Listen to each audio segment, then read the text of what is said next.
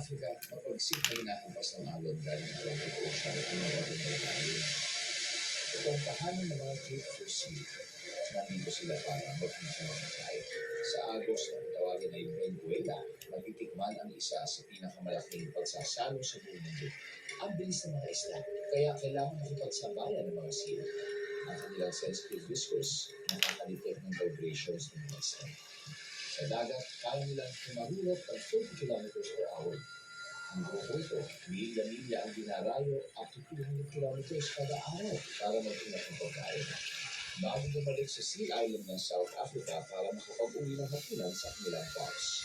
Pero bago yan, nakikipagpatutero mula sila sa isa sa pinakamapanganib sa Africa, ang Great White Shark.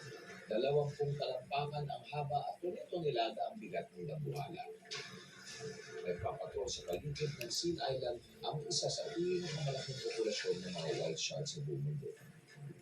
Para sa isang sinaunang nilalang, mahusay pa rin itong maghihintay. Muso ang gamit nilang sensor.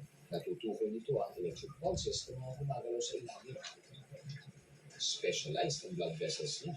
Kaya niyang panatilihing mainit ang katawan pag naghahampin sa malamig na katubigan. Ang mga seal, malinaw ang mga mata at matibay ang stamina. Pero ang pating, may pamatay na diskarte. Naalamoy siya sa mas malalim kung saan hindi siya makahalata dahil sa kanyang ilay. Sa bilis na 40 kilometers per hour, kaya na nagtapusin ang seal na ang buong na pinakadalim ng higit.